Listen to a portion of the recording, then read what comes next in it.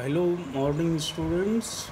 Welcome today in the session of real numbers, where we will share some words problem which are usually asked in examination related to real numbers for class 10. So let us start. The question first I am reading hereby. Using Euclid division lemma, show that any positive odd integer is of the form 6q plus 1, 6q plus 3 or 6q plus 5, where q is any integer. So I think question is clear that you have to use Euclid division lemma and to show that any positive odd integer will be in the form of 6q plus 1 or 6q plus 3 or 6q plus 5. Q is any integer. So we will solve this question as, first of all, let us suppose a be any positive integer. I have told a be any positive integer which may be odd or which may be even. It is divisible by 6, giving quotient q and remainder r. Then by Euclid division lemma, a is equal to 6q plus r. As you know that dividend is equal to divisor into quotient plus remainder, where remainder, you also know, in case of remainder, it is from 0 to less than divisor, that is 1 less than 6, that is 5. So r is equal to 0, 1, 2, 3, 4 and 5.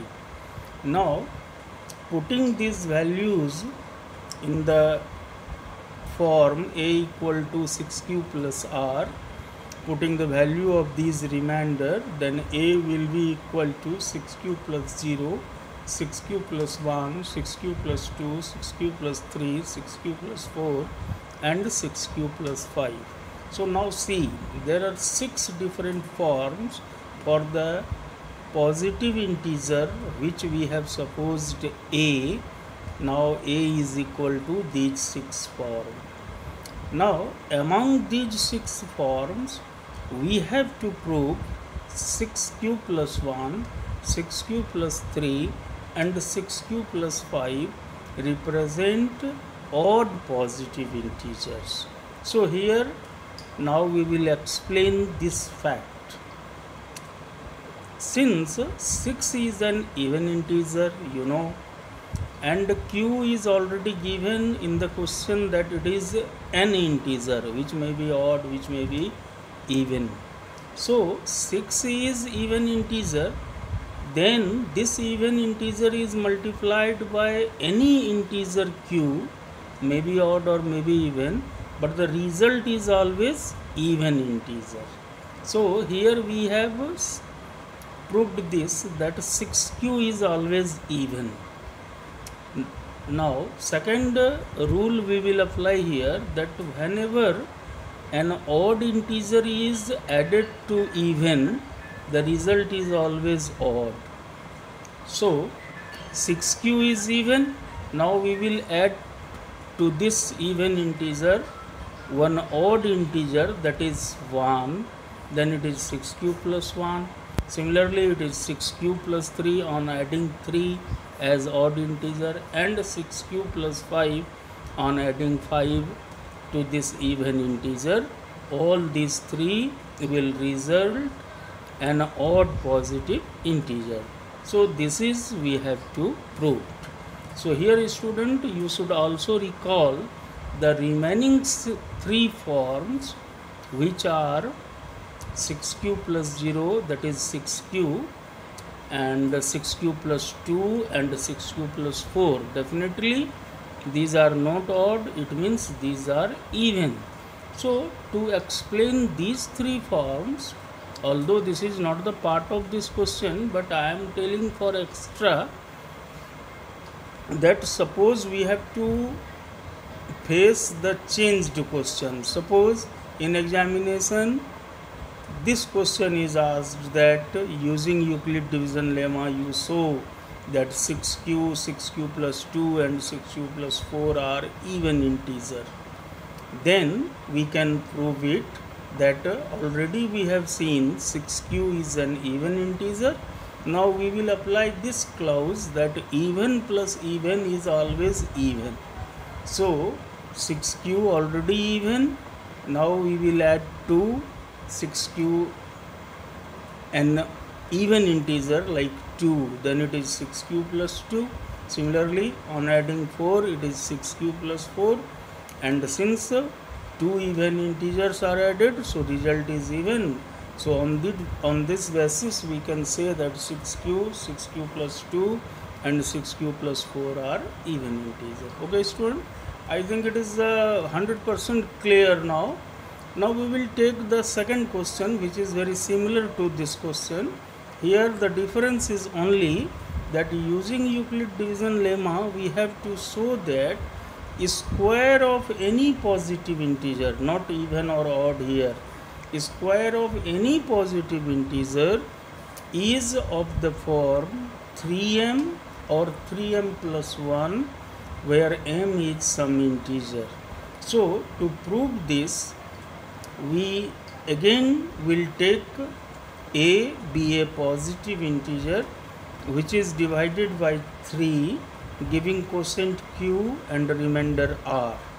Then from Euclid division lemma we can write a equal to 3q plus r, where in this case since divisor is 3, so the value of remainder will be 0, 1 and 2. That is from 0 to 1 less than divisor 3. Now putting these values, then we have, just a minute, I am opening the page. So we have now what? A equal to 3q plus 0, 3q plus 1 and 3q plus 2. According to question, we have to show the square of positive integer. Since a we have taken as positive integer, now we will make square of this a, that is a square. And as we have already, a has 3 different forms: 3q plus 0, 3q plus 1 and 3q plus 2. So we will make a square one by one, taking these 3 different forms. So taking the first one, according to question, a square will be equal to 3q plus 0 whole square, that is 3q whole square, which is equal to 9q square, and 9q square is now written as 3 into 3q square. Now you explain this 3q square. Q is an integer given in the question, so its square is also integer, and when this integer is multiplied by 3, then it also a integer. So 3q square is actually an integer. So removing this 3q square by some integer m, we have the form which results, that is 3m, where when m we have taken for 3q square. So in this way the square of any positive integer comes 3m. Now we take the square of a, the second form of a, that is 3q plus 1. So according to question, a square will now equal to 3q plus 1 whole square. On splitting it on the identity a plus b whole square, that is equal to 3q whole square plus 2 into 3q into 1 plus 1 square, which results 9q square plus 6q plus 1. Now from first two terms we will take 3 common out. So in bracket it is 3q square plus 2q and then plus 1. Now we will substitute 3q square plus 2q, since it is an integer as a whole, so we will remove it by m, because m is given any integer. So in place of 3q square plus 2m, we put m, then we have the form 3m plus 1, where m is for integer 3q square plus 2q. Now here it is 2q. Now taking the last form for a and making it square, that is a square equal to 3q plus 2 whole square, on splitting a plus b whole square, which is equal to we get this 9q square plus 12q plus 4. Now we will write this 9q square plus 12q plus 3 plus 1. For 4 we will write here 3 plus 1. Now taking 3 common from first 3 terms, then we have 3 under bracket 3q square plus 4q plus 1 plus 1. Now again, since inside the bracket 3q square plus 4q plus 1 is an integer actually, so we will remove it by m integer, then we again have the form 3m plus 1, where m is 3q square plus 4q plus 1.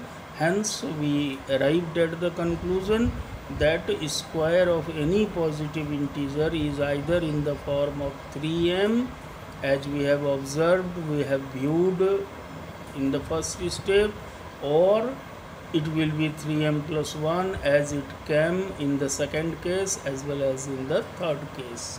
So here we have proved. Now we will take one more question which is similar to this question again. So here it is next question, just I set it 1 minute. So now we will see that using Euclid division lemma, so that the cube of any positive integer is of the form 9m or 9m plus 1 or 9m plus 8, where m is some integer. So in this question the difference is here we have to prove the cube of any positive integer, whereas in the second question it was square of any positive integer, and the first one was only to show odd positive integer. So these are the differences, but the process is almost same. So again we'll take a be any positive integer which is divided by 3. Now the question may be there, a doubt may be arise here that in this case the divisor should be 9. Of course it should be 9, but if you take 9 as divisor, then there will be 9 remainders from 0 to 8, and then a will have 9 different forms, and again each form we have to make its cube. So quite natural it will be very long and will be time taking, and the question carries only 2 to 3 marks in the examination. That's why we have taken some another technique, thinking that any number which is divisible by 9 is always divisible by 3. That's why we have taken in place of 9 divisor 3. Also it will help us in giving the remainder only 3, that is 0, 1 and 2. So we will have only 3 forms whose cube we will show that it will come either 9m or 9m plus 1 or 9m plus 8. That's why we have taken any positive integer, dividing it by 3, it results quotient q and remainder r. Then according to Euclid division lemma, a will be equal to 3q plus 0, 3q plus 1 and 3q plus 2. Now according to question we have to take the cube of this positive integer, that is a cube. So we take first form, that is 3q plus 0 whole cube, which is ultimately 27q cube. Now 27q cube will be written as 9 into 3q cube, and now 9 and m we will write in place of 3q cube, because 3q cube is ultimately an integer. So replacing 3q cube by m, we have the form 9m, where m is equal to 3q cube. Now taking the second form of a and making its cube, that is a cube equal to 3q plus 1 whole cube, on splitting it on the identity a plus b whole cube, we get what? 27m cube plus 27q cube plus 27q square plus 9q plus 1. Now we will take the from first three term 9 as common, then inside bracket it will be 3q cube plus 3q square plus q and then plus 1. Now replacing inside the bracket which is nothing but an integer, so replacing these by m, we have the form 9m plus 1. Now we will take the third form of a, that is a is equal to 3q plus 2, and then we will make its cube according to question. So it will be a cube equal to 3q plus 2 whole cube. On splitting it, we get finally this 27q cube plus 54q square plus 36q plus 8. Now taking 9 common from first three term, inside bracket it comes 3q cube plus 6q square plus 4q plus 8.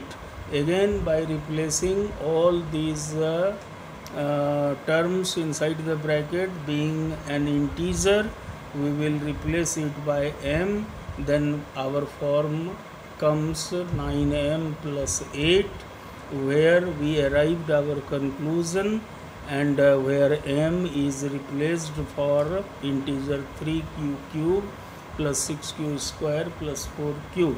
So in this way we have proved that cube of any positive integer is either the form of 9m or 9m plus 1 or 9m plus 8. Okay student, now one more question. Find the largest number which divides 38 and 75, leaving remainder 2 and 3 respectively. So this question is very easy.